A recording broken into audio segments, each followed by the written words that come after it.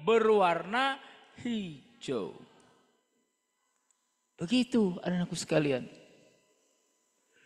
Nah, sekarang bagaimana karakteristik dari tumbuhan? Ya. Ada yang pernah umroh di sini? Mahasiswa ada? Oh, belum. Ya udah. Lulus dulu, cari duit dulu, cari bekal, umroh. Tapi kalau dosen saya kira sebagian besar sudah umroh atau haji. Ya. Anak-anakku sekalian, kalau kita mendarat di Jeddah atau kita mendarat di Madinah, banyak nih jamaah haji kita yang sekarang sedang berangkat ke sana. Sebelum pesawat mendarat, kalau lihat dari jendela, itu terhampar pasir batu yang sangat luas, warnanya coklat. Tapi kalau kita mendarat di bumi Indonesia, dari Sabang sampai dengan Merauke, warnanya hijau royo-royo, seperti seragamnya mahasiswa Polbangtan. Hijau royo-royo. Ya. Ada yang tahu kenapa mendarat di Arab Saudi? Semuanya berwarna coklat, warna batu, warna pasir.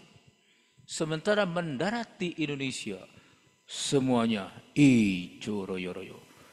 Hijau royo-royonya ada sawah, ada perkebunan kelapa sawit, ada mangrove, ada perkebunan hortikultura, ada perkebunan estate, ya, dan lain sebagainya, anak-anakku sekalian. Tahu nggak kalian? Kenapa di Indonesia hijau royo-royo? Kenapa di Arab Saudi coklat raya-raya? Ada yang tahu? Coba acungkan siapa yang tahu? Ada? Apa bedanya Indonesia dengan Arab Saudi? Apa, Neng?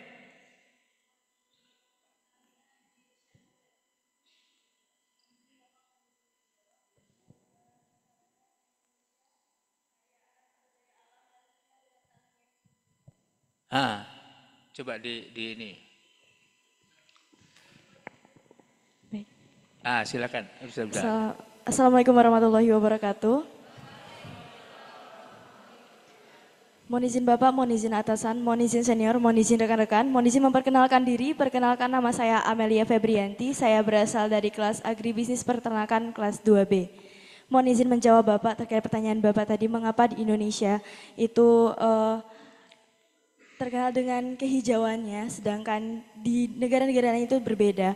Karena Indonesia merupakan negara yang kaya akan sumber daya alam, karena tanahnya yang subur, tanahnya yang bisa ditanami berbagai tanaman, dan itu bisa tumbuh subur dan tumbuh berkembang dengan baik, sehingga alam di Indonesia ini hijau. Pertanyaan berikutnya, kenapa tanah-tanah di Indonesia subur bisa ditanami dengan baik, sedangkan di Arab tidak subur, tidak bisa ditanami? Karena di Indonesia beriklim tropis, Bapak, sehingga nutrisi pencahayaan iklim di tercukupi. Indonesia tropika basah. Jadi tropis itu artinya panas, ya, basah itu banyak airnya. Di Arab Saudi itu udah subtropis dan di sana kering kerontang. Jadi Indonesia itu yang lebih tepatnya lagi, ya, memiliki sumber daya alamnya itu sumber daya air yang berlimpah. Makanya tanah menjadi subur. Makanya tumbuh-tumbuhan subur. Kan udah saya bilang, air adalah segala sumber kehidupan. Oke, jawabannya sudah memper-memper. Tepuk tangan buat siapa namanya? Silakan duduk. Jadi anak-anakku sekalian, yang membedakan negara-negara Timur Tengah dengan Indonesia, Indonesia hijau royo-royo, sedangkan Timur Tengah coklat warnanya. Itu adalah sumber daya air. Begitu, itu bedanya. Indonesia airnya berlimpah, makanya dari Sabang sampai dengan Merauke ijo royo-royo. Tapi di Arab Saudi kita mendarat di Jeddah, mendarat di Madinah, mendarat di Riyadh, semuanya coklat warna tanah dan pasir, batu-batuan. Kenapa? Karena tidak ada air di sana. Ada aku salah, kenapa tumbuh-tumbuhan itu bisa menunjukkan banyak air? Anak-anakku, tumbuh-tumbuhan itu, tanam-tanaman itu mengkonservasi air. Coba lihat. Malang. Gunung-gunungnya, bukit-bukitnya masih hijau atau udah gundul? Pokoknya anakku sekalian, kalau bukitnya, gunung-gunung di sekitar kita hijau royo-royo, meskipun musim kemarau, air pasti masih ada. Tapi kalau di sekitar ini, gunungnya gundul, bukitnya gundul karena sudah diranjah sama masyarakat. Baru kemarau 1 bulan saja sudah kering kerontang anak-anakku sekalian. Kenapa? Tumbuh-tumbuhan itu, tanaman itu mengkonservasi air. Makanya daerah gunung itu harus hutan. Kenapa? Catchment area. Daerah tangkapan air. Air yang berasal dari air hujan jatuh ke permukaan bumi. Sebelumnya kena tajuk tanaman. Dari tajuk tanaman, dari daun-daun itu mengalir ke ranting-ranting yang kecil. Terus ngalir ke ranting yang lebih besar. Lebih besarnya lagi akhirnya menuju pohon. Air mengalir di pohon-pohon tanaman. Pohon-pohon tanaman akhirnya masuk ke dalam tanah. Menjadi air infiltrasi. Air infiltrasi itu adalah air yang meresap di dalam tanah. Air infiltrasi itu disebut sebagai air anugerah. Kenapa air anugerah? Karena air yang meresap ke dalam tanah itu nanti disedot oleh akar tanaman, menghasilkan karbohidrat, menghasilkan bahan pangan. Atau menghasilkan rumput-rumput. Rumputnya dimakan oleh ternak, menghasilkan daging. Rumputnya dimakan oleh sapi, menghasilkan daging dan susu.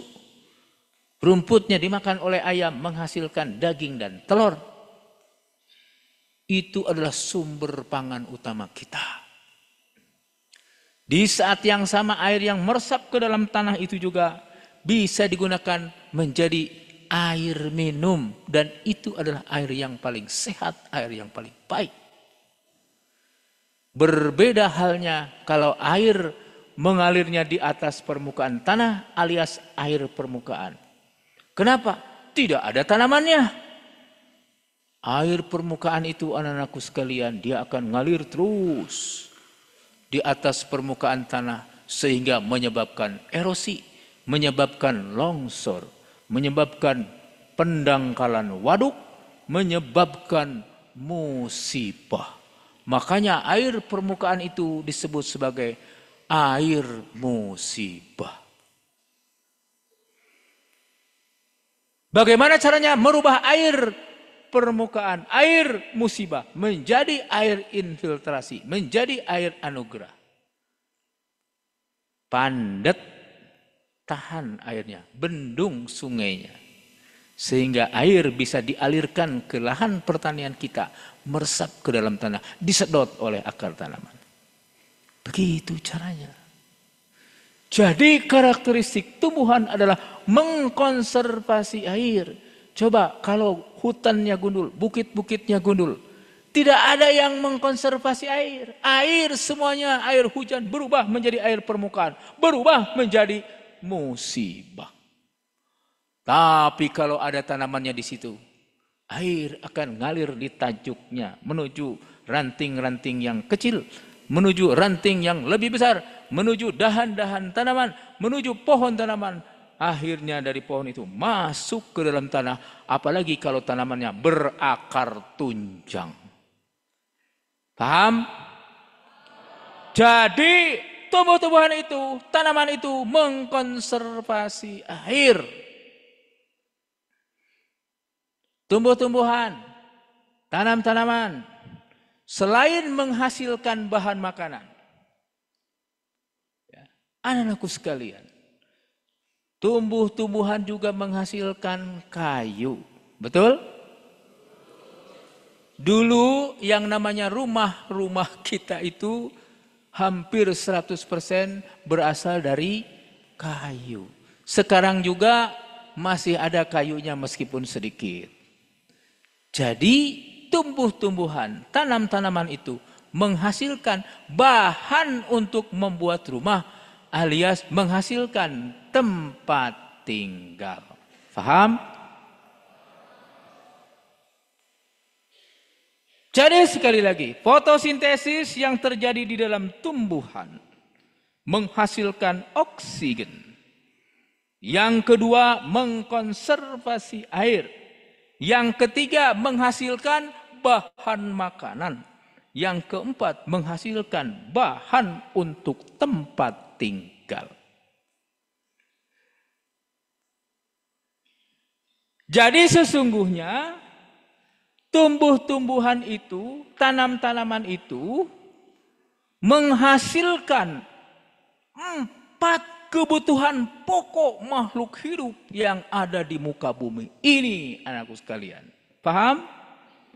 Kan tadi sudah jelas, kebutuhan hidup yang nomor 1 adalah oksigen, yang 2 adalah air, yang ketiga adalah makanan, yang keempat adalah tempat tinggal. Dan itu semua dipenuhi oleh tumbuh-tumbuhan, oleh tanam-tanaman melalui proses fotosintesis. Anak-anakku sekalian, yang namanya tumbuh-tumbuhan, yang namanya tanam-tanaman itu berasal dari mana? Apakah berasal dari perindustrian? Apakah berasal dari permesinan? Terus berasal dari mana? Pertanian.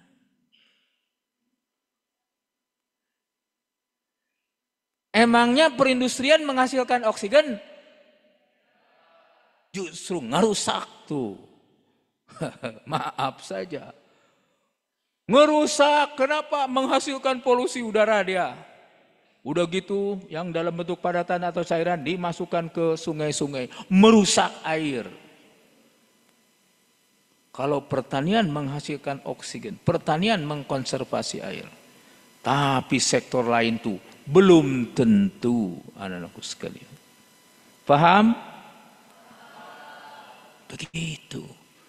Pertanyaan selanjutnya. Siapakah yang menggerakkan, melaksanakan hidup sehari-hari dalam pertanian? Petani. Jadi sesungguhnya petani itu yang menghasilkan oksigen. Petani itu yang mengkonservasi air. Petani itu yang menghasilkan bahan makanan. Petani yang menghasilkan bahan untuk tempat tinggal. Jadi sesungguhnya petani itu yang memenuhi kebutuhan makhluk hidup di muka bumi ini, anakku sekalian. Petani memenuhi kebutuhan makhluk hidup bukan hanya untuk petani, bukan hanya untuk manusia, bukan hanya untuk tumbuh-tumbuhan, bukan hanya untuk binatang ternak, bukan hanya untuk mikroba, tapi untuk seluruh makhluk yang ada di muka bumi ini. Semuanya dipenuhi oleh petani. Ya. Begitu duduk, saya langsung disuguhin rebus-rebusan. Wih, sedap. Ya. Saya bisik-bisik tadi. Makasih Pak Direktur. Terima kasihnya ke Direktur. Padahal yang membuat ada umbi, di situ ada talas, ada pisang, segala macam. Itu siapa? Petani. Lupa kita sama petani. Ingatnya cuma Pak Direktur doang. Begitulah kita.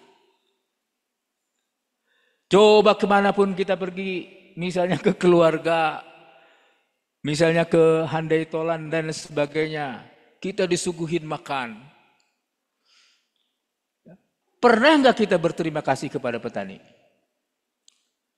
Lupa kita. Paling berterima kasih kepada handai tolan itu. Begitu kan? Betul? Kita bisa bernapas dengan leluasa. Mungkin anak-anakku kalian tidak tahu bahwa yang menghasilkan oksigen itu adalah tanam-tanaman, tumbuh-tumbuhan alias pertanian. Betul? Ada nggak di antara kalian yang berterima kasih kepada petani sudah menyediakan oksigen secara gratis untuk kita semua? Anak sekalian, beberapa tahun lalu kita kena COVID. Ya. Bahkan keluarga saya, beberapa dari saya ada yang sampai meninggal. Ada yang krisis anak-anakku sekalian. Itu saya cari tabung oksigen yang agak berat itu yang 50 kilo itu. Biasanya tabung oksigen itu harganya cuma 300-400 ribu rupiah. Saat itu harganya 16 juta anak-anakku sekalian. Udah harganya mahal, nggak ada lagi barangnya. 16 juta rupiah, 50 kilo. Coba kalian sejak lahir sampai sekarang menggunakan oksigen. Sudah berapa kilo, sudah berapa ton. Dan itu semua gratis, betul?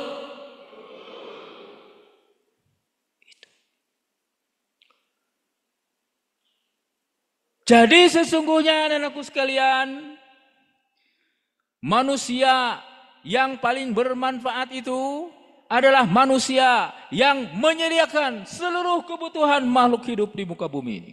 Yang menyediakan oksigen, yang menjaga air, yang menyediakan makanan, yang menyediakan tempat tinggal. Dan itu adalah pertanian. Pertanian berarti petani. Jadi sesungguhnya siapa manusia yang paling bermanfaat? Petani. Hadis yang saya sampaikan tadi.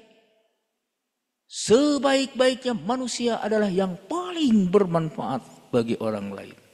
Pertanyaan pertama, yang paling bermanfaat bagi orang lain itu adalah petani. Berarti sebaik-baiknya manusia itu adalah petani, anak-anakku sekalian. Camkan itu. Sebaik-baiknya manusia adalah yang paling bermanfaat bagi orang lain. Yang paling bermanfaat bagi orang lain adalah petani. Berarti sebaik-baiknya manusia adalah petani. Bukan presiden, apalagi cuma kepala badan SDM. Bukan. Tapi petani, saudara-saudaraku. Bahkan anakku sekalian, malaikat pun tahu persis bahwa petani adalah manusia terbaik di muka bumi ini. Manusia yang memberikan manfaat luar biasa bagi seluruh makhluk hidup yang ada di muka bumi ini.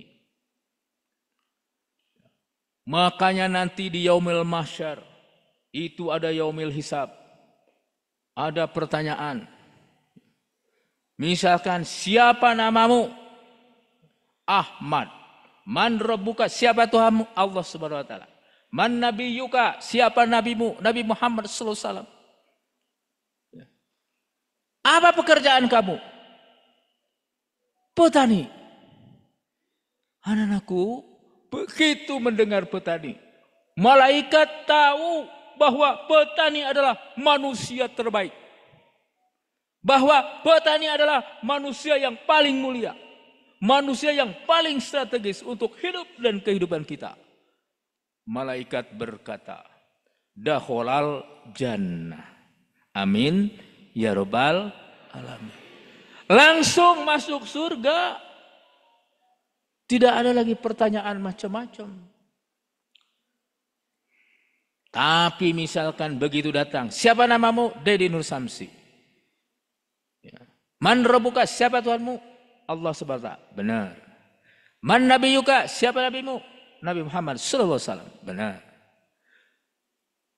Pekerjaan kamu apa? Kepala Badan SDM Pertanian. Tunggu dulu. Begitu. Tunggu dulu, diintrogasi habis-habisan.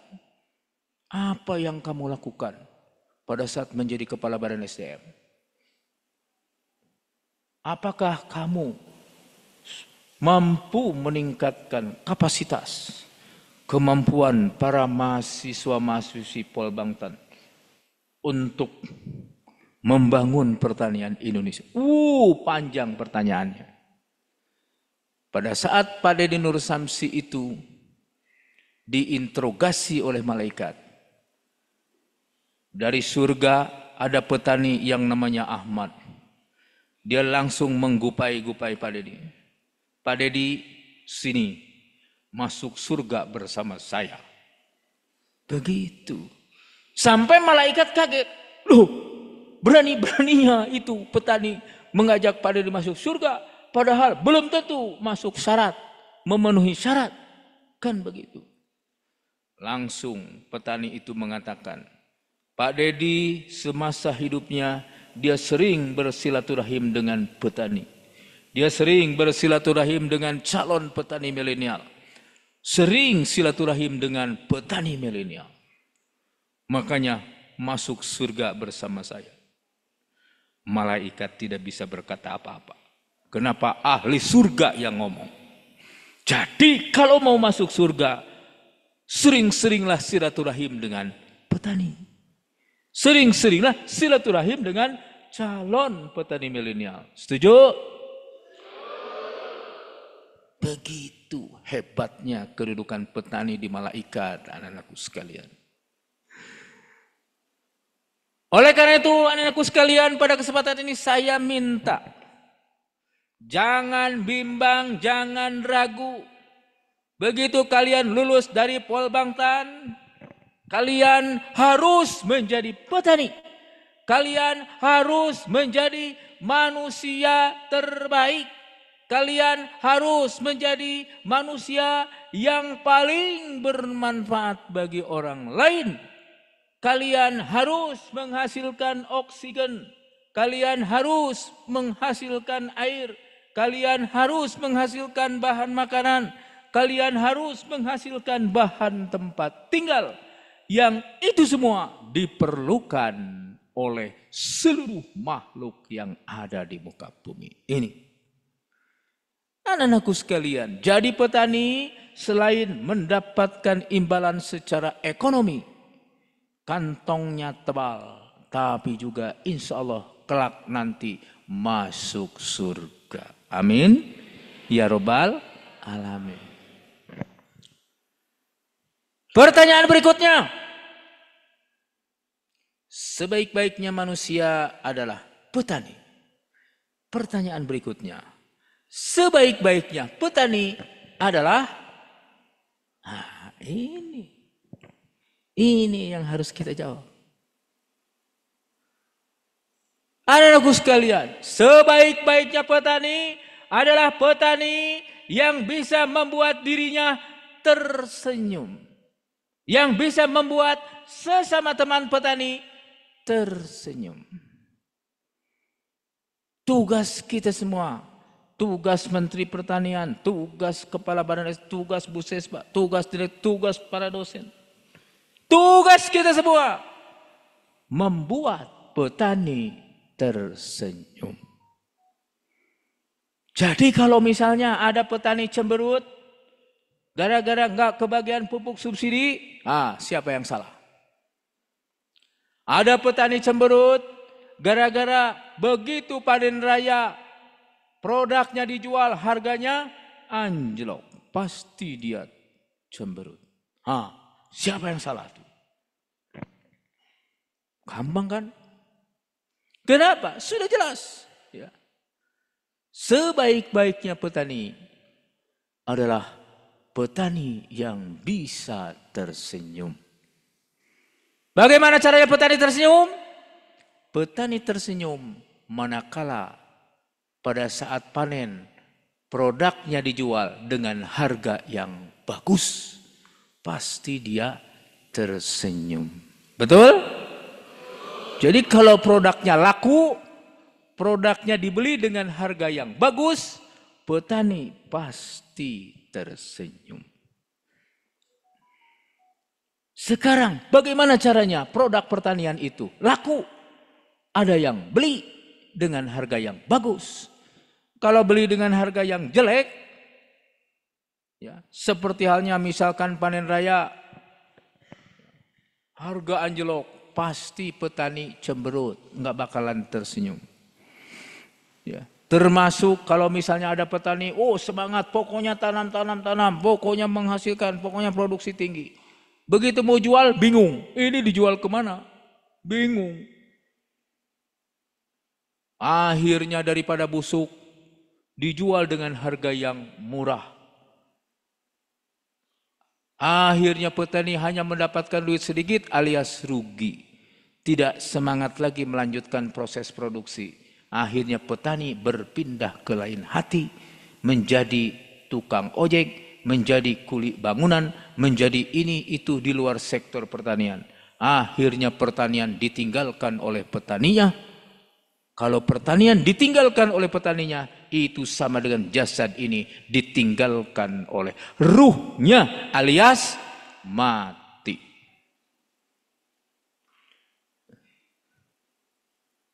Jadi sekali lagi anak sekalian, bagaimana caranya membuat petani tersenyum?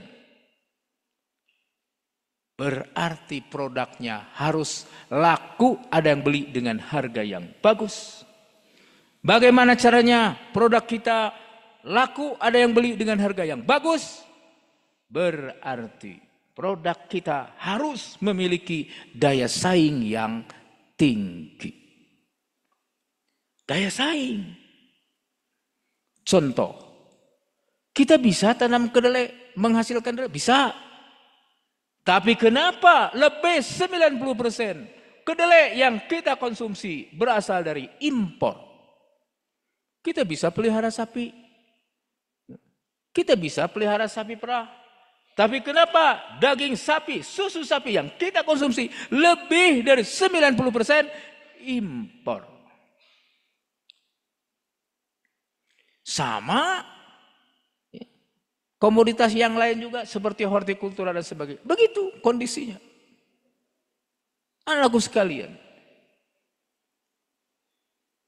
bayangkan ya, petani kedelai di Indonesia baru dia dapat untung kalau dia jual kedelainya di kebunnya sendiri dengan harga Rp8.000 per kilogram. Sementara kita impor kedelai dari China, dari Argentina, dari Brazil, dari Amerika. Sampai di Tanjung Priok, harganya hanya Rp5.000 per kilogram. Keok kita, kalah kita. Sama ya, peternak kita baru untung kalau jual sapi hidup, daging sapi hidup atau karkas Rp100.000 per kilogram. Tapi daging sapi dari Australia di Tanjung Priok harganya cuma Rp70.000 per kilogram. Keok lagi kita. Komoditas lain juga begitu. Kenapa itu bisa terjadi? Coba perhatikan. Produktivitas rata-rata kedelai nasional itu hanya 1 ton per hektar. Di Amerika, di Brazil, di China, di Argentina, produktivitasnya itu 4 ton per hektar. 4 kali lipat. Makanya pantas keok juga. Betul? Sapi di Indonesia, di Jawa Timur paling bagus sapi itu. Rata-rata beratnya cuma 300, paling untung 400 kg per ekor. Tapi sapi Australia beratnya lebih dari 1 ton per ekor. Apalagi Belgian Blue, sapinya bisa mencapai 1,5 ton per ekor. Sapi kita banyak yang cuma 250 kg per ekor. Betul? Keok tuh produktivitasnya juga. Jadi kita keok semuanya. Makanya daya saingnya keok. Makanya petani kita sulit untuk tersenyum. Anakku sekalian. Jadi sekali lagi anak-anakku sekalian. Kalau kita ingin memiliki daya saing yang tinggi, berarti kita harus intervensi terhadap harga. Harga itu ditentukan oleh supply dan demand. Presiden Jokowi saja tidak mungkin bisa mengatur harga, enggak mungkin. Harga ditentukan oleh supply dan demand. Supply pasokan produksi. Demand itu permintaan, jumlah populasi, jumlah penduduk. Begitu. Itu yang menetapkan harga itu supply dan demand. Pada saat panen raya, produksi melejit, pasokan melejit. Sementara jumlah yang meminta atau demand itu relatif tetap. Makanya harga akan jatuh. Sebaliknya, kalau paceklik, kena hama penyakit, produksi sedikit, yang memintakan tetap, demandnya tetap, harga akan melejit. Des berarti, anak-anakku sekalian, kalau kalian ingin terjun di sektor pertanian, pastikan dulu bahwa produk kalian ada yang beli. Pastikan dulu harganya berapa, hitung dengan baik. Bahkan yang paling bagus itu lakukan kontrak farming. Lakukan market intelligence. Kalau misalnya produk saya sayur-sayuran akan didistribusikan ke Malang Raya, Kabupaten Malang, Kota Malang, termasuk Kota Batu misalkan. Berapa kebutuhan kacang panjang di Malang? Berapa kebutuhan kacang panjang di Kota Batu? Di Kabupaten Malang. Begitu caranya. Saya main sawi, sama. Saya main telur, sama. Berapa kebutuhan telur di Kabupaten Malang, di Kota Malang? Setiap bulan berapa? Hitung dengan baik. Oh ternyata Kota Malang, Kabupaten Malang perlu telur setiap bulan 5.000 butir. Kota Malang juga sama, Kota Batu sama, berarti 15.000 butir. Setiap bulan perlu 15.000 butir. Kalau kita misalnya ingin menghasilkan telur dalam satu bulan 15.000 butir, berarti setiap tahun, setiap hari itu berapa? Setiap hari berarti dibagi 30. 15.000 dibagi 30, itu berarti 500 butir. Lah, kalau kita ingin menghasilkan telur 500 butir, berarti kita harus pelihara indukan ayam berapa ekor? 500 ekor. Kalau kita perlu 500 ekor, nanti telurnya 500 butir enggak? Ya enggak. Biasanya berapa persen Bu Sesba? 80%. Berarti 100 per 80 kali 500. Begitu. Berarti kurang lebih 600 ekor. Begitu caranya. Berarti saya harus pelihara indukan 600 ekor. Begitu. Nah, kalau 600 ekor berarti perlu kandangnya berapa unit, ukuran berapa. Perlu pakannya berapa kilo setiap hari. Perlu vaksinnya berapa. Perlu ini, semua faktor produksi dihitung. Ketemulah nanti HPP. Harga pokok produksi. Ketemulah nanti harga yang kita tawarkan. Begitu caranya. Jadi kita menghasilkan produk kita ada yang beli dengan harga yang bagus. Dan itu yang membuat petani tersenyum. Yang kedua, contoh tadi saya sudah sampaikan. Kalau kita misalnya pelihara ayam, Bu Sesba tadi 80% itu rendemen telurnya. Tapi ternyata ayam kita rembennya hanya 40%. Untung apa enggak? Ya rugi lah. Sama, kita bertani misalkan padi. Rata-rata nasional 5,2 ton per hektar. Padi kita cuma 2 ton per hektar. Untung apa enggak? Buntung namanya, bukan untung. Jadi produktivitasnya harus tinggi. Begitu. Produktivitas kita harus tinggi. Gimana kita mau bersaing dengan Amerika? Kedelai kita cuma 1 ton per hektar, Amerika 4 ton per hektar. Kelas bulu lawan kelas berat. Layak keok. Jadi kita juga harus produktivitasnya tinggi. Kalau Amerika 4 ton per hektar, berarti kita harus 7-8 ton per hektar. Begitu caranya. Bagaimana caranya produktivitas tinggi? Saya sudah sering sampaikan. Kalau ingin produktivitas tinggi, berarti nomor 1 benih dan bibit. Kalau benih dan bibitnya bermutu, berkualitas, pasti hasilnya juga berkualitas. Tapi kalau benih dan bibitnya ala kadarnya, hasilnya juga pasti ala kadarnya. Kalau benih dan bibitnya hoak, hasilnya juga hoak.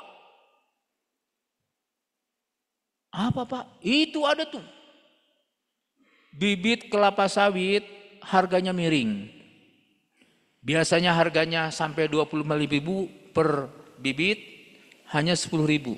Wow, petani semangat beli bibit.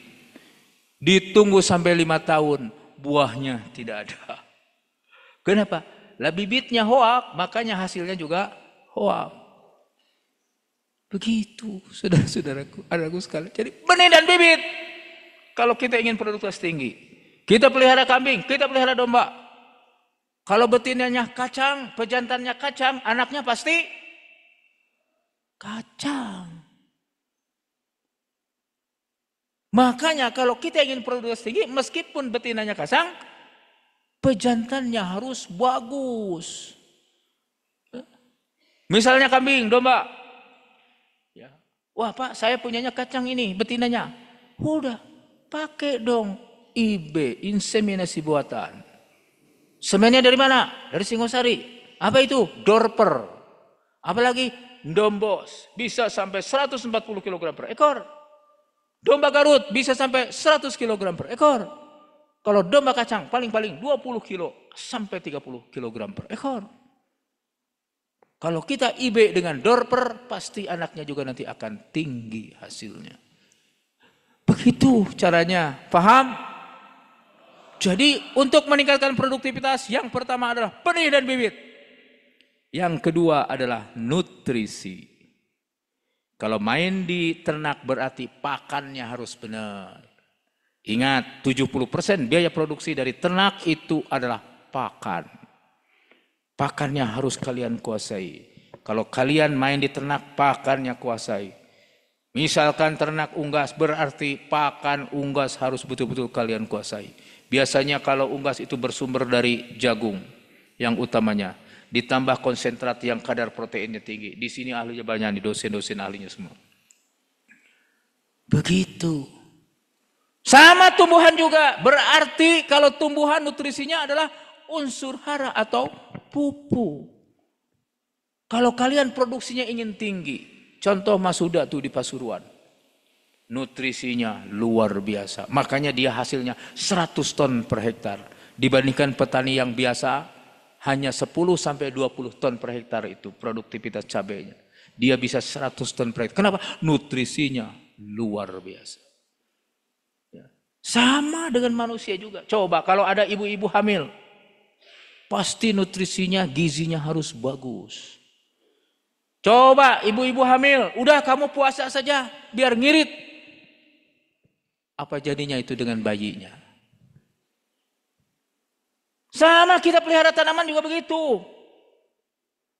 Kalau kita pelihara tanaman-tanaman yang sedang bunting, sedang proses pengisian biji, pengisian buah, nutrisinya harus betul-betul terjamin agar produksinya tinggi. Lah ini sedang bunting tanaman kita. Petaninya bilang, puasa kamu, puasa. Nanti pasti bijinya banyak yang hampa. Kalaupun isinya sedikit. Betul? Hati-hati kalau kalian mendapatkan berbagai informasi yang menyesatkan. Ya. Jadi kalau ingin produktivitas tinggi berarti nomor 2 nutrisi. Kalau kalian main di peternakan berarti pakannya harus bagus. Kalau kalian di tanaman berarti haranya atau pupuknya harus bagus. Pupuk dan pemupukannya harus bagus agar produksinya maksimal. Begitu. Yang ketiga apa untuk produktivitas tinggi? pengendalian OPT, organisme pengganggu tanaman. Anak-anakku sekalian, kalau kalian ingin pelihara sapi, kalian harus kuasai penyakit sapi itu apa saja. Ada PMK, waduh kemarin tuh gara-gara PMK, hancur luluh berantakan persapian kita. Para peternak sapi kita langsung juntai anak-anakku sekalian, gara-gara PMK. Ya, beberapa tahun yang lalu juga muncul antrak, sama ya. Antrak juga bukan hanya sapi, kambing, domba juga banyak yang kena.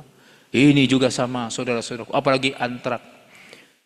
Itu yang namanya bakteri antrak itu dia bisa hidup lebih dari 100 tahun di dalam tanah. Makanya pada saat disembelih, kalau misalnya darahnya itu tercecer di tanah itu, dia akan bertahan sampai 100 tahun kemudian. Apabila di situ tumbuh rumput, rumputnya dimakan oleh kambing. Kambingnya pasti kena juga itu. Hati-hati antrak. Ada juga yang ternak babi, misalnya ada flu babi. Yang ternak unggas ada flu burung.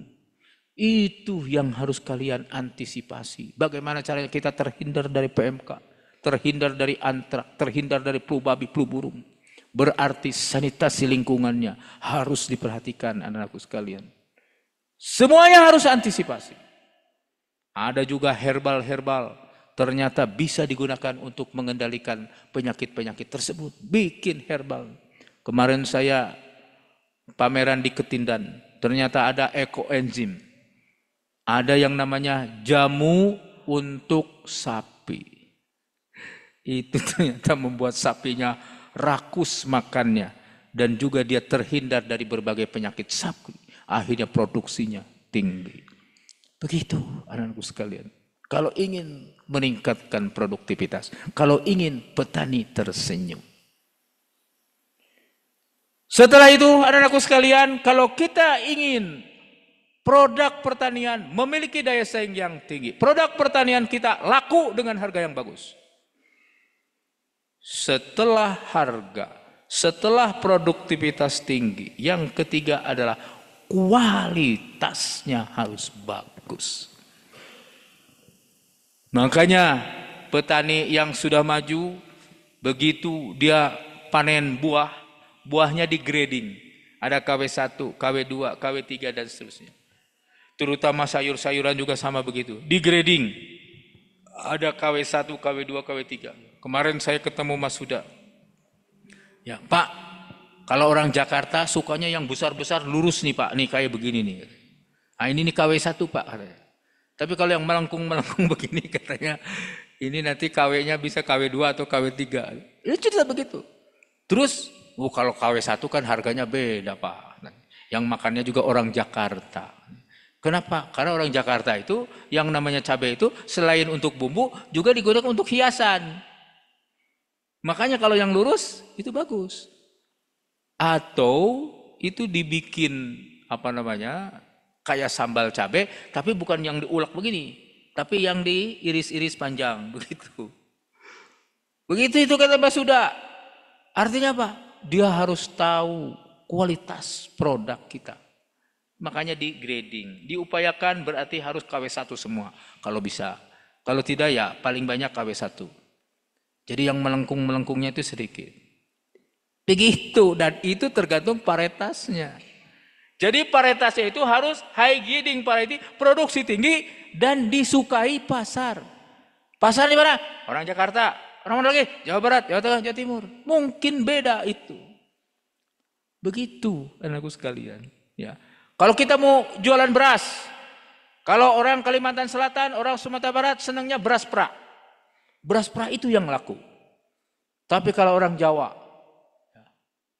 kemudian juga orang misalkan Sulawesi dan sebagainya, sukanya beras pulen. Beda kan? Begitu. Jadi sesuaikan dengan pasar, kualitas. Kalau tidak memenuhi kualitasnya, tidak memenuhi pasar, nggak laku. Kalau nggak laku, nggak mungkin petani bisa tersenyum. Begitu. Kemudian untuk membuat petani tersenyum itu daya saing harus tinggi. Daya saing yang tinggi itu yang pertama harga. Kemudian yang kedua produktivitas tinggi. Yang ketiga kualitas bagus. Dan yang keempat adalah HPP, harga pokok produksi. Tadi saya sudah sampaikan, kedelai HPP petani kita Rp8.000 per kilogram. Sementara HPP kedelai dari Brasil, dari Cina, dari Argentina, dari Amerika, HPP-nya pasti di bawah Rp5.000 per kilogram. Karena harga di Tanjung Priok Rp5.000 per kilogram. Berarti harga di Amerikanya pasti lebih murah. Mungkin hanya Rp4.000 per kilogram. Begitu anak-anakku sekalian. Ya. Bagaimana caranya HPP ditekan? Berarti inovasi teknologi, berarti smart farming harus masuk di situ. Ya. Saya sudah survei cabai di Jawa Barat, di Jawa Tengah.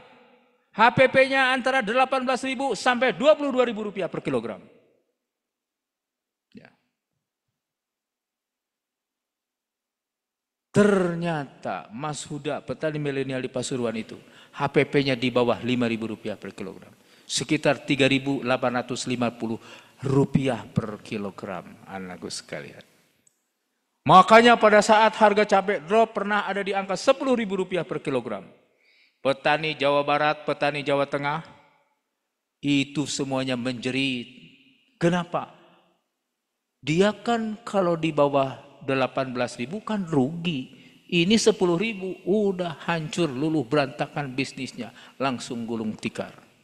Bukan hanya cemberut tapi dia menjerit, menangis. Saudaraku sekalian. Tapi Mas Huda di Pasuruan harganya Rp10.000 per kilogram. Dia masih tetap tersenyum. Kenapa? HPP-nya cuma Rp3.850. Dia masih tetap mendapatkan untung. Jadi begitu anak-anakku sekalian, ya. Jadi bagaimana caranya membuat petani tersenyum? Yang pertama harga, yang kedua produktivitas tinggi, yang ketiga kualitas harus tinggi, yang keempat HPP harus ditekan serendah-rendahnya. Itu yang membuat petani tersenyum. Bagaimana caranya kita bisa mendapatkan harga yang bagus? Harus lakukan kontrak farming, kuasai market intelligence. Bagaimana caranya kita bisa mendapatkan produktivitas yang tinggi? Smart farming. Smart farming itu apa? Tadi sudah saya jelaskan. High yielding variety, varietasnya harus bagus. Ya. Nutrisinya harus cukup, pengendalian OPT-nya harus keren, pemanfaatan Internet of Things. Begitu. Bagaimana caranya kualitas bagus? Kualitas bagus berarti produk kita harus dikuasai oleh pasar. Tanya pasar dulu. Jualan beras di Jawa Timur, berasnya beras perak. Berasnya beras yang keras. Ada yang beli apa enggak? Enggak ada, enggak cocok. Jualan beras di Kalimantan Selatan, orang-orang Banjar atau orang-orang Awak, ya, orang-orang Minang di Sumatera Barat yang senangnya dia beras perak. Kita jualan beras pulen ke situ. Ada yang beli apa enggak? Enggak. Makanya harus betul-betul dipastikan bahwa produk kita disukai oleh pasar. Kalau melon itu disukai karena manisnya. Makanya kita harus menghasilkan melon yang breaknya tinggi, tingkat kemanisan tinggi. Kalau breaknya di atas 16 bisa ekspor ke China, ekspor ke Jepang, ekspor Korea, ekspor ke Taiwan. Gitu. Tapi kalau melon kita breaknya cuma 10 sampai 16 saja, itu biasanya masih tetap laku di mall-mall supermarket di Indonesia. Lumayan. Ya. Tapi kalau breaknya kurang dari 10 alias kurang manis, paling dijual di pinggir jalan atau paling jual di pasar-pasar tradisional. Pasar tradisional yang belinya ibu-ibu. Kalau di supermarket masih laku antara 15 sampai 20.000 rupiah per kilogram. Apalagi ekspor bisa 35 sampai 50.000 rupiah per kilogram. Tapi kalau di pasar tradisional paling-paling 5.000 rupiah per kilogram. Yang belinya ibu-ibu. Ibu-ibu pasti nawar, ya. NKRI harga mati. Kalau ibu-ibu nawar harga mati. Udah murah 5.000 rupiah per kilo. Ditawar maunya 5.000 itu 2 kilogram. Betul?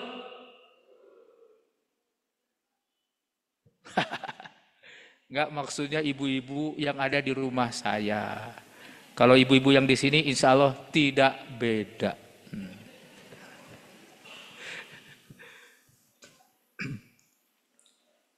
Jadi begitu, anak-anakku sekalian. Kualitas itu menentukan harga, menentukan duit, anak-anakku sekalian. Makanya produk kita kualitasnya harus bagus, biar harganya harus bagus, biar semuanya KW1. Begitu caranya.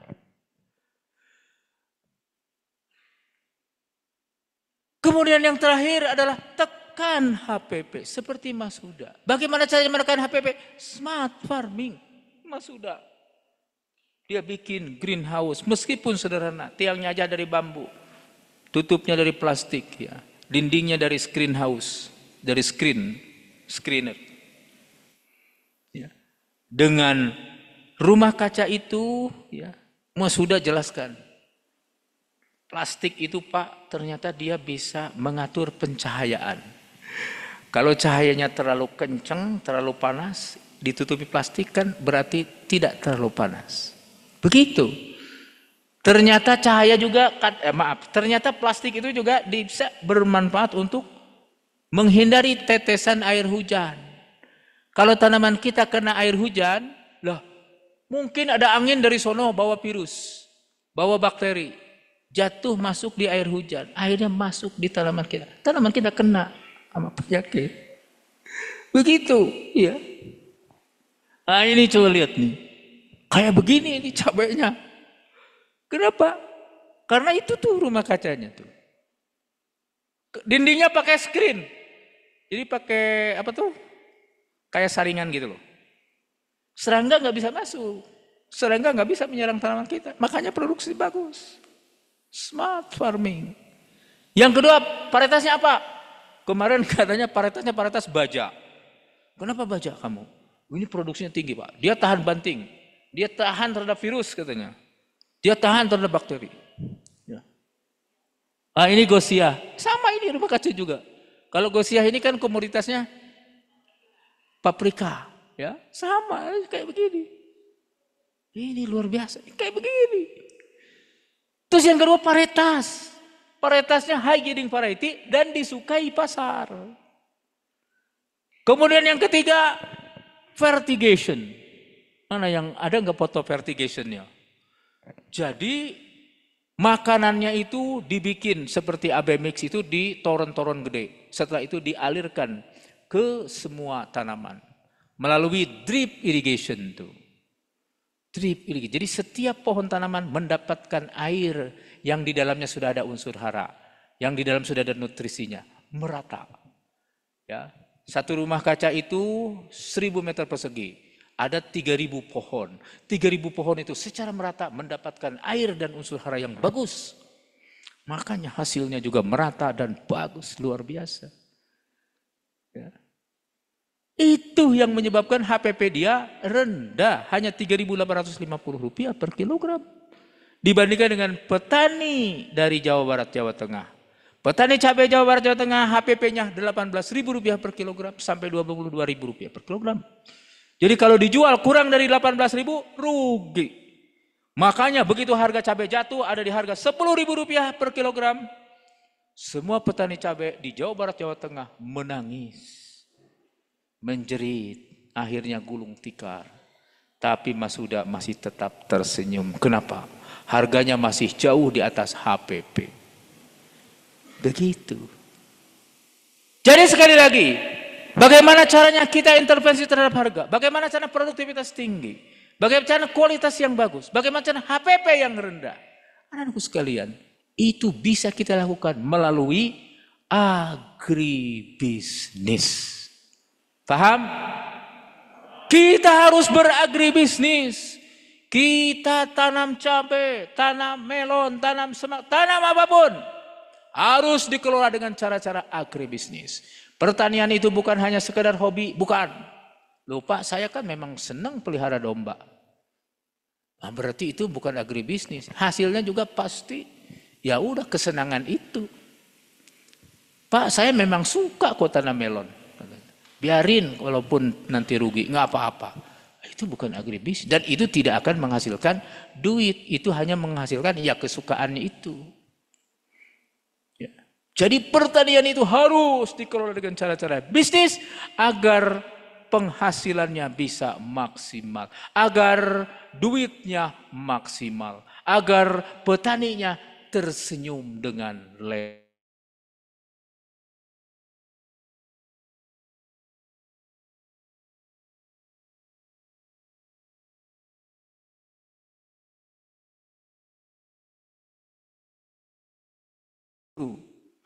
Ya, bahkan dia juga bisa menjual produk-produknya kemana-mana dan itu semua diperlukan oleh seluruh umat manusia. Jadi sekali lagi, sebaik-baiknya petani adalah petani yang bisa tersenyum. Petani yang bisa membuat sesama petani tersenyum. Petani tersenyum manakala produknya laku dengan harga yang baik. Dan itu semuanya bisa dilakukan dengan cara-cara agribisnis. Mana? Wah, ini kan limosin, coba lihat. Ini keren ini. Ya, peternaknya saja badannya ini sudah bagus. Alumni sini. Coba kalau peternaknya kayak Pak Dedi begini, percaya nggak nanti limosinnya akan gemuk? Ini keren ini, coba lihat. Ini limosin begini, beratnya bisa 1 ton per ekor. Ya, pasti dia menggunakan bibit yang berkualitas. Bibit limosin. Mungkin dia, kalau ini limosinnya masih asli ya, belum persilangan. Oh, ini udah persilangan. Ya, limosin bisa disilang dengan sapi Bali, dengan sapi Madura, dengan sapi Aceh, dengan sapi Donggala, dengan sapi-sapi lokal kita. Betinanya sapi lokal kita. Kenapa? Kalau sapi lokal dia tahan terhadap hama penyakit. Dia tahan juga terhadap kondisi makanan yang ala kadarnya. Makanan yang ada di Indonesia ini. Sudah adaptif. Tapi memang berat badannya rendah. Hanya 300 kg per ekor. Tapi kalau limosin, berat badannya bisa 1 ton per ekor. Lebih. Ya, begitu disilangkan, nanti akan menghasilkan macam-macam. Ya, ada apa tuh? Kalau betinanya Bali, pejantannya limosin, menjadi ada singkatannya itu apa namanya? Ada yang ingat nggak? Oh, ada yang simbal. Ya, kalau limosin berarti simbal, limosin Bali gitu. Itu macam-macam. Itu persilangan yang keren dan itu ternyata dilakukan melalui IB, inseminasi buatan. Semennya berasal dari Singosari ini. Ya, itu kalau menggunakan varietas bibit benih yang bagus, anakannya juga pasti bagus. Yang kedua, pakannya. Di sini kita lihat ini hijauan pakan ternak. Hijauan pakan ternak saja belum cukup. Harus ada konsentrat yang kadar proteinnya tinggi. Kadar proteinnya tinggi itu, di sini banyak ahlinya nih, ahli pakan. Ya, termasuk glirisida itu proteinnya tinggi kan? Bisa itu untuk menjadi konsentrat. Atau ada konsentrat tambahan misalkan dari limbah kedelai atau limbah sawit. Wih, itu limbah sawit kadar proteinnya tinggi. Sapi sangat suka. Kalau dia makan limbah sawit itu, apa namanya? Bungkil kelapa sawit. Itu pertambahan berat badannya bisa sampai di atas 2 kg per hari. Coba. Luar biasa itu anak-anakku sekalian. Pakannya. Ya, kalau pelihara limosin begini. Yang ketiga, kuasai hama penyakitnya. Kalau sapi ya itu, PMK itu. Gimana caranya kita pelihara agar PMK bisa terhindar? Harus tahu peternak itu, PMK itu apa. Bahkan ada antrak juga. Bahkan ada macam-macam itu penyakit sapi. Itu yang harus kalian kuasai. Itu yang akan menjamin produktivitas yang tinggi. Kualitas juga harus tinggi. Tentu dagingnya kalau limosin mantap. kualitas pasti bagus. Dan yang tidak kalah penting, agar keuntungan maksimal, hilirisasi. Peternak sapi jangan jual daging sapi. Peternak sapi jual abon, jual sate, jual rendang, macam-macam. Pokoknya olahan makanan yang berasal dari daging sapi, termasuk bakso, macam-macam. Begitu adagku sekalian. Dan itu semua dikelola dengan cara-cara agribisnis. Jadi sesungguhnya yang membuat petani tersenyum itu adalah petani yang mendapatkan harga jual yang bagus. Petani yang mendapatkan produktivitas yang tinggi. Petani yang mendapatkan kualitas yang keren. Petani yang mendapatkan HPP rendah. Dan itu semua bisa dilakukan melalui agribisnis. Jadi kalau petani ingin tersenyum, berarti petani harus beragribisnis. Jadi sebaik-baiknya petani adalah petani yang membuat dia bisa tersenyum. Berarti petani yang beragribisnis. Paham? Sebaik-baiknya manusia adalah petani. Sebaik-baiknya petani adalah petani yang beragribisnis. Kalau petani beragribisnis, berarti kalian harus siap-siap menjadi orang kaya. Betul? Pasti jadi orang kaya. Kenapa? Barangnya laku dengan harga yang bagus.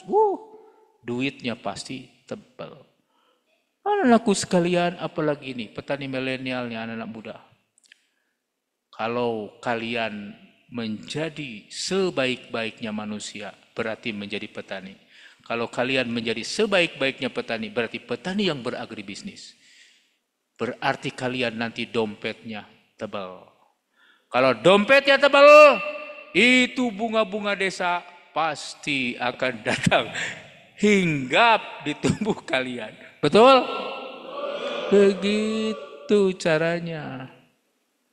Ya. Saya sangat berharap kepada anak-anakku sekalian, kalian bisa sukses setelah kalian belajar di Kawah Chandra di Muka, Politeknik Pembangunan Pertanian. Menjadi manusia terbaik, menjadi petani terbaik. Paham? Siap menjadi manusia yang paling bermanfaat?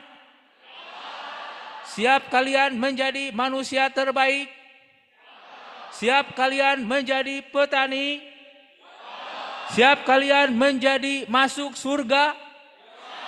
Siap kalian beragribisnis? Siap kalian tersenyum? Siap kalian menjadi kaya raya? Siap kalian mendapatkan pasangan yang cantik atau cakep? Terima kasih. Assalamualaikum warahmatullahi wabarakatuh.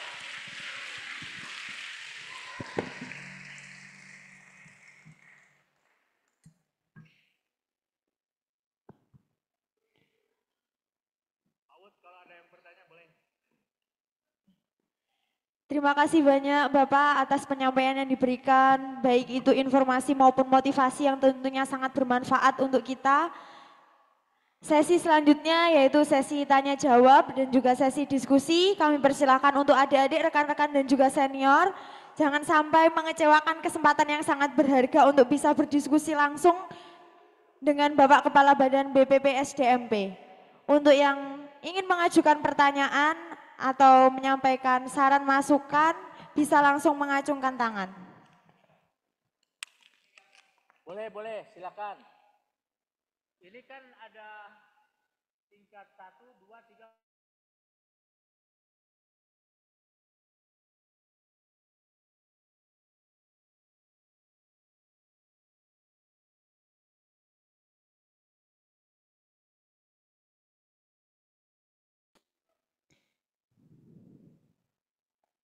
Sekali lagi untuk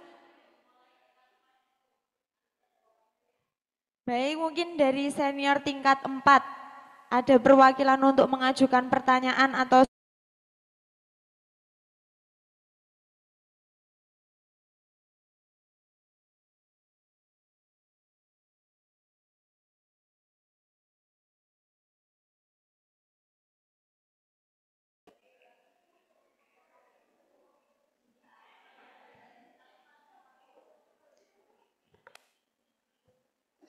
Senior Rahel bisa diberikan mic-nya kepada.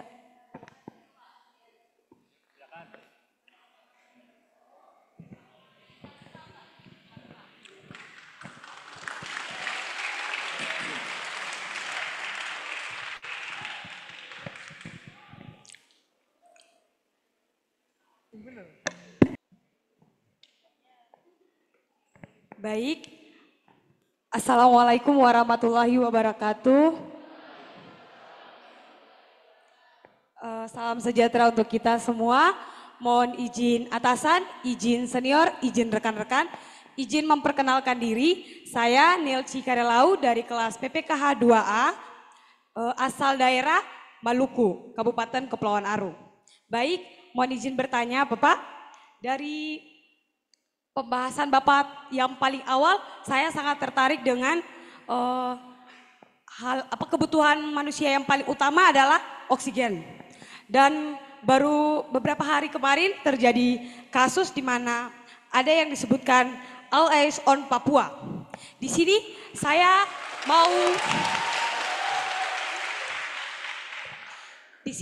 saya mau bertanya kepada Bapak, karena di All Eyes on Papua ini ada bersangkutan dengan PT sawit, kelapa sawit Pak.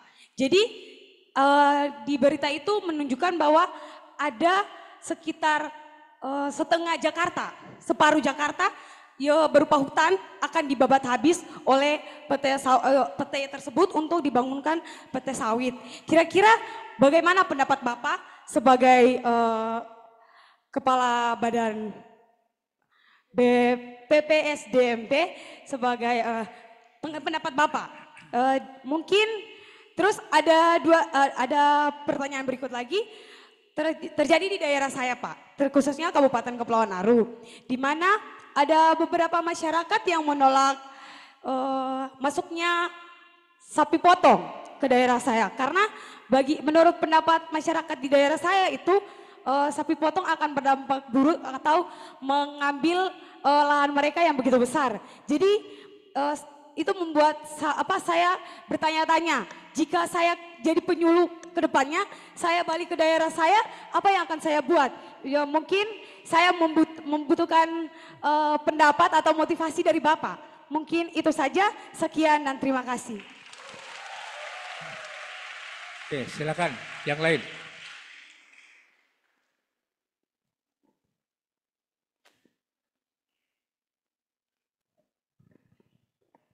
Baik, terima kasih atas kesempatannya. Sebelumnya mohon izin atasan, senior dan rekan-rekan. Dan terima kasih Bapak Profesor atas kesempatannya. Sebelumnya perkenalkan, nama saya Rizal Kurniawan Firmansyah dari Prodi Penyuluhan Pertanian Berkelanjutan asal Kabupaten Jember. Saya mahasiswa tingkat 1 semester 2 Pak. Sebelumnya terima kasih Pak. Menurut saya ini adalah kesempatan emas bagi saya untuk dapat berdiskusi dan berdialog dengan Bapak Kepala BPPSDMP. Mohon izin Prof, saya sangat termotivasi dan juga mendapatkan gambaran baru terhadap apa materi yang Profesor sampaikan tadi. Pertanyaan saya Bapak, di usia kami yang tergolong merupakan generasi muda penerus pertanian di Indonesia, ketika saya pelajari Prof dari berbagai sumber, angka petani muda di Indonesia ini setiap tahunnya cenderung mengalami fluktuasi atau lebih ke menurun Prof. Pertanyaan saya, mungkin dari Profesor, adakah masukan bagi kami semua apa yang dapat kami kembangkan guna menjadi SDM pertanian dari Kementan sendiri Prof? Karena yang saya baca di laman Kementan ini, pendidikan vokasi saat ini membutuhkan intelektual dan karakter yang kuat bagi para generasinya. Jadi pertanyaan saya, apa Prof menurut Profesor hal yang dapat kami kembangkan sejak usia muda saat ini guna menjadi sumber daya manusia pertanian yang betul-betul diharapkan untuk dapat mewujudkan ketahanan pangan, khususnya di visi pemerintah Indonesia Emas 2045. Terima kasih, Prof. Baik. Masih ada? Silakan.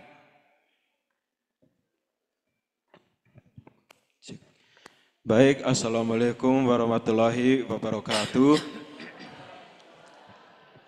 Mohon izin atasan, mohon izin senior, mohon izin rekan-rekan, mohon izin memperkenalkan diri. Nama saya Gregorius C. Mesada dari Prodi PPKH 2A. Saya berasal dari Nagekeo, Nusa Tenggara Timur.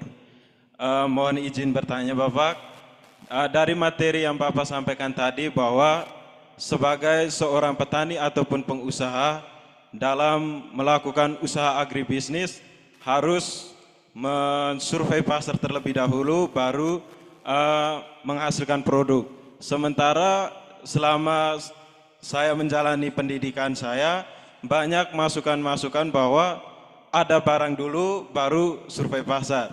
Nah, kira-kira antara dua pemahaman yang berbeda ini solusinya seperti apa? Terima kasih. Baik. Bagus pertanyaannya. Ada yang dari ini tadi tingkat 3 yang di online ya? Oh, yang RPL. Silakan, ada pertanyaan dari RPL? Sama tingkat 3 silakan. Boleh yang selain di ruangan ini boleh ada yang itu ada yang ngacungkan tangan tuh. Nah, silakan. Siapa nih? Lumajang. Ini RPL kelihatannya nih. Kalau kolonial pasti RPL nih. Silakan Pak, siapa namanya? Terima kasih Bapak. Assalamualaikum warahmatullahi wabarakatuh Pak. Waalaikumsalam warahmatullahi. Saya Subhan Yusuf dari Lumajang Pak. Mohon izin Bapak Direktur, Bapak Ibu Wakil Kirain Mas Direktur, Bambang dari Yoma. Bapak Kepala BPSDM. Pak, yang pertama saya mewakili teman-teman mengucapkan terima kasih kepada pemerintah melalui Kementerian Pertanian dan SDM. Kami semua sudah diberikan kesempatan secara gratis Pak untuk mengikuti perkuliahan di RPL Pembangtan ini. Sekali lagi terima kasih, kami bersyukur dan sepertinya banyak kelemahan-kelemahan kami selama melaksanakan tugas penyuluh sudah banyak ketahuan di sini yang harus nantinya kami perbaiki. Itu yang pertama, sekali lagi terima kasih dan mudah-mudahan saat ini karena teman-teman sudah mulai ada yang seminar hasil, mudah-mudahan teman-teman semua mohon doanya bisa lulus dan sudah di Polbangtan. Itu yang pertama Pak, terima kasih. Kemudian pada kesempatan ini mohon izin Bapak, beberapa dari kami mahasiswa itu sudah ada izin belajarnya Pak dari Badan Kepegawaian Daerah.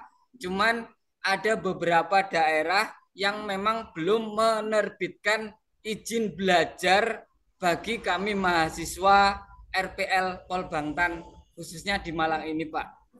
Nah, sehingga ini ada sedikit unek-unek, mohon izin teman-teman di kesempatan ini melalui saya menyampaikan kiranya mungkin setelah lulus dari Polbangtan nantinya kami berharap Kementerian Pertanian ataupun melalui BPSDMP kiranya ada bersurat berkomunikasi kepada pemerintah daerah Pak, sehingga kami mungkin yang sudah lulus nantinya mungkin bisa ada pengakuan, mungkin bisa penyesuaian terhadap golongan kami.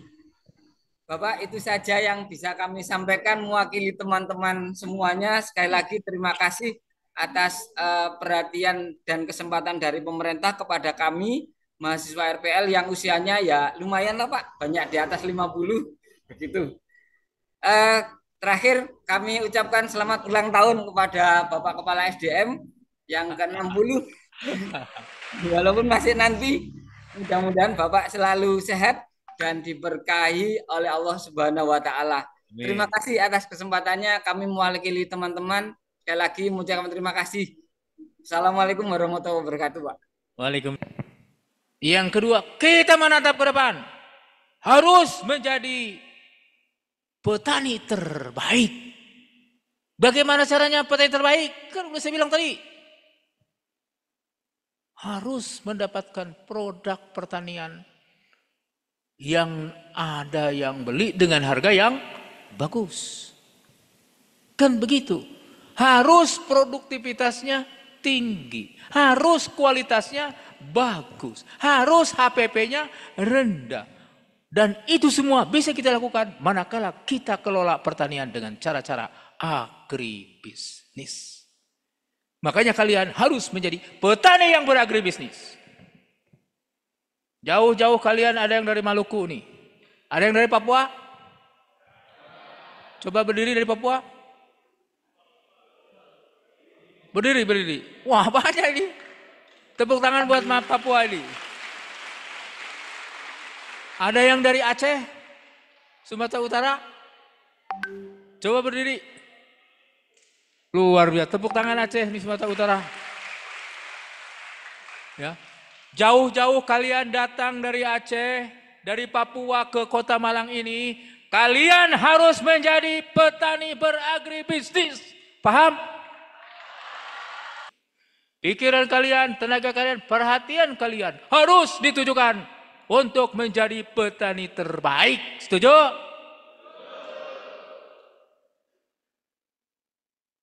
Yang dari Maluku. Tadi yang di Papua itu apa namanya tadi? Lupa. Hah? Kasus apa? Itu hutan yang dibabat maksudnya?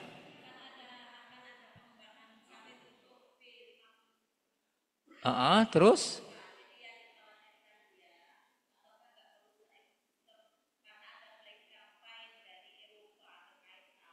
Oh. Jadi gini, kita harus kritis. Kita harus berpikir secara objektif, saintifik, dan tentu melihat ke depan. Melihat manfaatnya ke depan. Ya. Terkait dengan sawit. Sawit itu sudah terbukti komoditas yang paling efisien. Meskipun kita kelola dengan cara-cara yang belum profesional, tapi tetap efisien.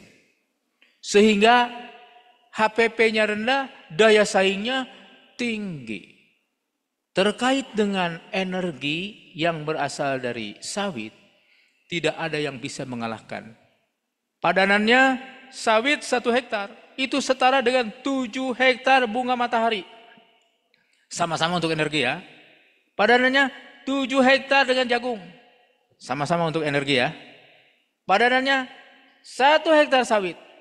Setara dengan 7 hektar untuk kedelai dan lain sebagainya. Jadi mereka keok. Sementara mereka perlu banyak.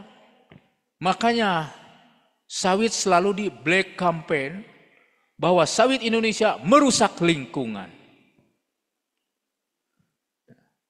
Bahwa sawit Indonesia merusak emisi gas rumah kaca, merusak tanah, merusak air, merusak habitat, wah macam-macam. Itu adalah black campaign anak-anakku sekalian. Kalian harus hati-hati.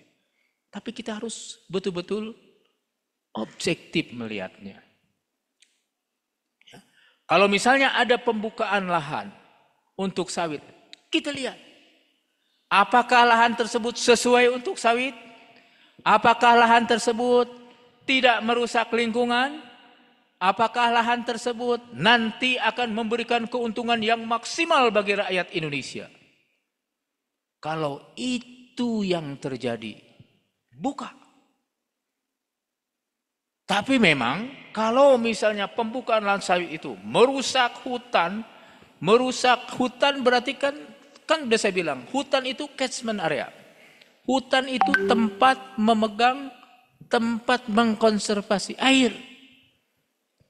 Apakah dengan membuka lahan tersebut menjadi sawit, air tidak ada yang mengkonservasi, air tidak ada yang membuat meresap ke dalam? Apakah akan terjadi erosi? Apakah akan terjadi longsor?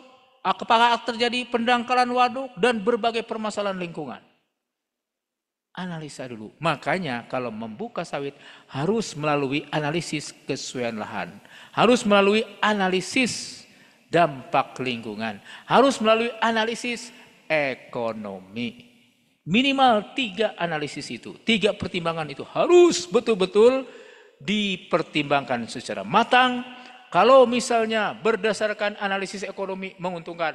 Kalau misalnya berdasarkan analisis dampak lingkungan relatif minimal, ya artinya Pengaruh terhadap lingkungan aman. Kalau misalnya terhadap misalkan sosial di sana, masyarakat Papua bisa memberikan kontribusi terhadap masyarakat Papua, ya, berarti silakan dibuka. Toh yang menikmati saudara-saudara kita yang ada di Papua. Yang ngomong itu kan orang Eropa. Dia memang nggak menikmati. Kenapa? Justru dia tersaingi dengan itu. Makanya Black Campaign. Hati-hati anak-anakku ya. Kenapa? Indonesia dijajah Belanda berapa tahun? Ada yang tahu? Berapa? 3,5 abad, 350 tahun. Dijajah Belanda enak apa enggak? Belum ada. Ya. Dijajah itu pasti enggak enak, betul? Jangan lupa. Ada saudara-saudara kita, orang Indonesia, yang merasa nyaman, yang merasa enak, coy. Jangan lupa itu. Makanya bisa sampai 3,5 abad Indonesia dijajah oleh Belanda. Kenapa? Ada orang Indonesia yang bekerja sama dengan Belanda menjajah kita, menyedot seluruh harta kekayaan kita dibawa ke Belanda sana. Betul? Dan itu akan terjadi sepanjang masa, anak-anakku sekalian.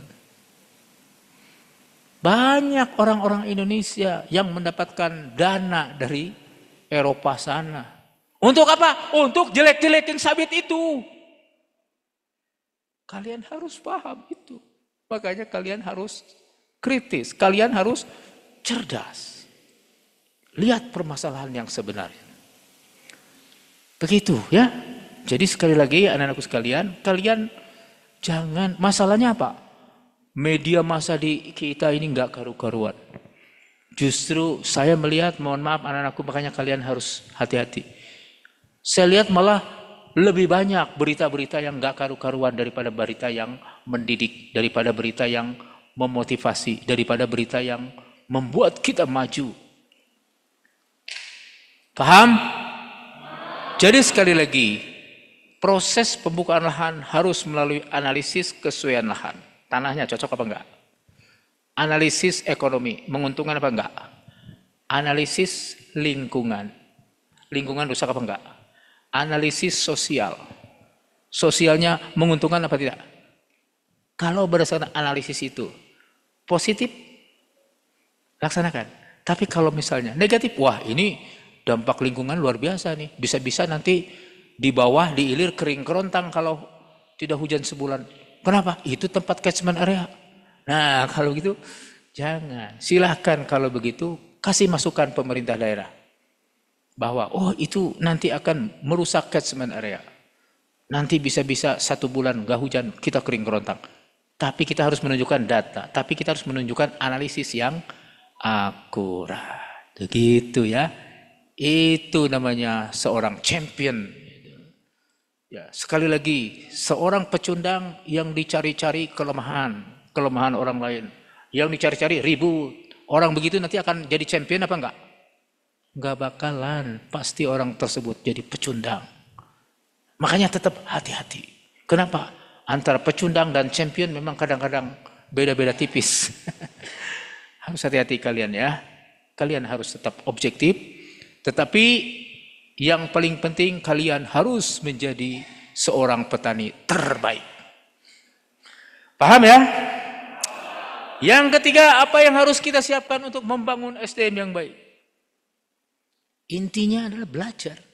Termasuk ini Kawah Chandra buka pendidikan vokasi untuk menghasilkan qualified job seeker, menghasilkan qualified job creators, menghasilkan petani terbaik. Menghasilkan manusia terbaik. Belajar. Meskipun kalian nanti sudah lulus, tetap kalian harus belajar. Kenapa? Yang di bangku kuliah itu paling berapa persen? Sebagian besar anak-anakku sekalian, hidup kita dipengaruhi oleh pengalaman kita. Pendidikan berpengaruh terhadap masa depan kita itu kurang dari 30%. sekalian. Sebagian besar adalah pengalaman di lapangan. Pengalaman itu adalah pendidikan abadi. Pengalaman itu adalah pendidikan yang sesungguhnya. Itu yang harus kalian lalui. Bagaimana caranya mendapatkan harga yang baik. Di bangku kuliah paling-paling teori kayak Pak Dedi begini. Oh udah kontrak farming. Oh udah ini kayak gitu. Di lapangan apa akan seperti itu? Belum tentu. Itu yang harus kita pikirkan. Bagaimana meningkatkan produktivitas yang tinggi. Pak Dedi tadi kan sampai berbuih. Varietasnya harus bagus. Benih dan bibitnya harus bagus. Nutrisinya harus bagus. Pengendalian OPT. Nah itu kan teori di bangku kuliah. Pas di bawah ternyata penyakitnya. Loh kok tiba-tiba muncul penyakit kayak begini. Bingung kan? Itu yang harus kalian improvisasi di lapangan. Jadi intinya anak-anakku kalian tetap belajar. Ya, untuk mendapat hari yang baik berarti harus cari optaker yang bagus. Harus cari buyer yang bagus. Emangnya mudah optaker, emangnya pabalatak di lapangan? Kan tidak. Kita harus cari. Bahkan kita harus berdarah-darah mencari itu. Begitu ya. Yang terakhir RPL. Sekali lagi selamat ya kalian, saya juga senang bisa kuliah. Namun demikian saya berharap ya saudara-saudaraku, rekan-rekan sekalian, para penyuluh yang sedang RPL, kalian juga harus mandiri. Jangan apa-apa Kementan. Mau kentut aja Kementan. Kementan sudah jelas mengeluarkan anggaran untuk RPL. Kementan sudah jelas memberikan kampus, sarana prasarana di kampus luar biasa, termasuk kurikulum, termasuk dosennya, termasuk sistem online dan sebagainya. Sudah sediakan. Lah kalau misalnya masalah izin belajar, masa urus Kementan? Lah itu kan kalian posisinya ada di daerah, ada di pemerintah daerah. PDKT dong ke sana. Ini saya pernah marah ini, mohon maaf ini, rekan-rekan penyuluh. Loh Pak, ini kenapa kami nggak dikasih izin belajar? Kami nggak bisa ikut RPL gini. Loh kenapa ngomong ke Kementan? Itu kan urusannya pemerintah daerah. Loh, kenapa kamu kok sampai merengek-rengek ke Kementan agar ngurus itu? Urus dong ke sana, PDKT dong. Begitu. Coba bicara baik-baik tuh sama kepala badan SDM-nya di daerah, sama kepala dinas, sama bupati dan sebagainya. Begitu caranya. Jangan nuntut Kementan ngasih surat izin. Kan sudah jelas kalian posisinya ada di daerah. Jadi surat izin dari daerah. Ya. Tapi yang pasti apapun yang bisa mendukung kalian pasti dilakukan oleh Kementan. Pasti. Termasuk ini memperjuangkan anggaran ya Bu Sesba tuh yang berjuangnya.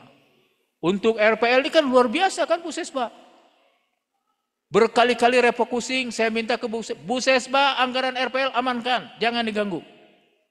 Kenapa? Karena saya ingat kalian.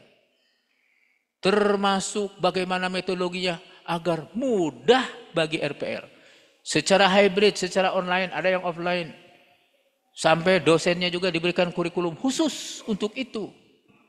Itu kan memang bisa kita lakukan kalau itu. Tapi kalau surat izin kan dari sana, bukan dari Kementan. Ya. Jadi saya minta rekan-rekan sekalian, jangan cengeng, kalian juga harus berjuang. Bahkan mohon maaf ya, saya dapat teguran dari Menpan RB, gara-gara RPL ini. Kenapa? Karena aturannya katanya minimal 2 tahun, baru boleh RPL. Sementara mereka kan baru diangkat. Begitu katanya.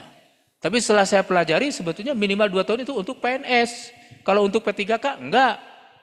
Makanya saya tetap nekat. Ya alhamdulillah sampai sekarang saya enggak ditegur lagi. Itu jaminannya jabatan saya loh.